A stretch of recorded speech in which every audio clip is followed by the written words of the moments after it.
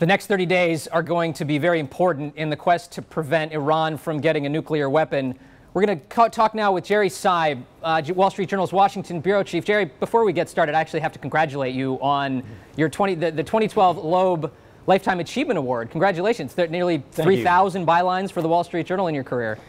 Yeah, it makes me tired already to hear you say that, but thank you. It's very nice. It's very nice, and a testimony to all the great people I've worked with at the Journal for a long time. Well, we're going to keep you working for a long time, I hope. And tell us, of course, let's jump into this. The next 30 days are big for Iran. Why is that?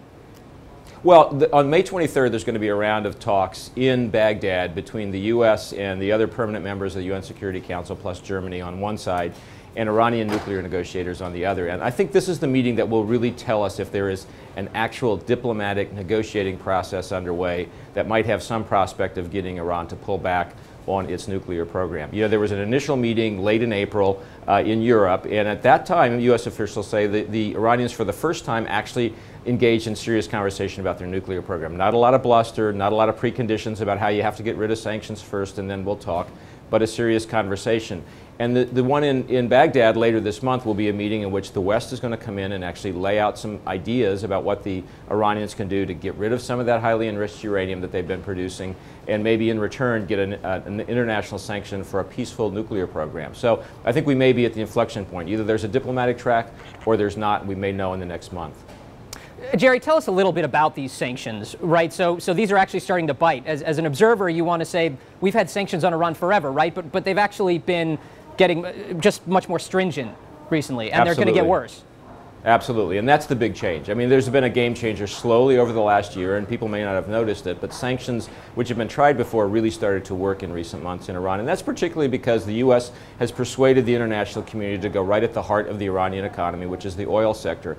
Countries have stopped buying Iranian oil. There are now tankers full of Iranian oil that can't be sold, that are loitering around on the seas waiting for somebody to agree to buy Iranian oil. And as you say, that's going to get worse this summer on July 1st when a full ban at the EU goes into effect on Iranian oil purchases.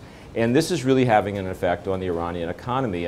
And combine that with the way Iran has been walled off from the international banking system in many ways, and you have a sense that the Iranians really do feel that they're being squeezed. That's produced a different attitude, or at least it seems that way. Jerry, tell us about the key players here. One in particular, of course, isn't at these talks, Israel. Right. Yeah, and I think in that, Israel is obviously the country that feels most threatened by an Iranian nuclear program. You know, Israel is a country that Iranian leaders say ought to be wiped off the face of the earth. They have every reason to be concerned about an Iranian nuclear weapon. But I think the key player in Iran is not so much right now the Prime Minister, Benjamin Netanyahu, but his Defense Minister and Deputy Prime Minister, Ehud Barak.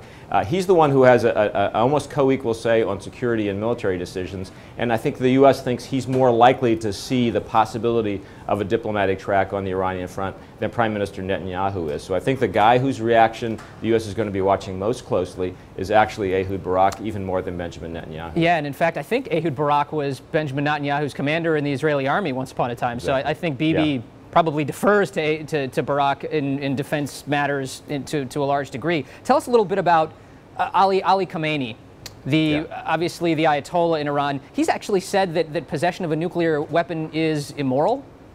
Immoral. He said it's a sin, and he said it actually several times in recent years, and so that's actually a statement the U.S. thinks they can build on. If the stated Iranian position by the supreme leader is that it is a crime to possess nuclear weapons, well then maybe there's room to negotiate something here, and I think maybe the Iranians want to show they can produce nuclear weapons.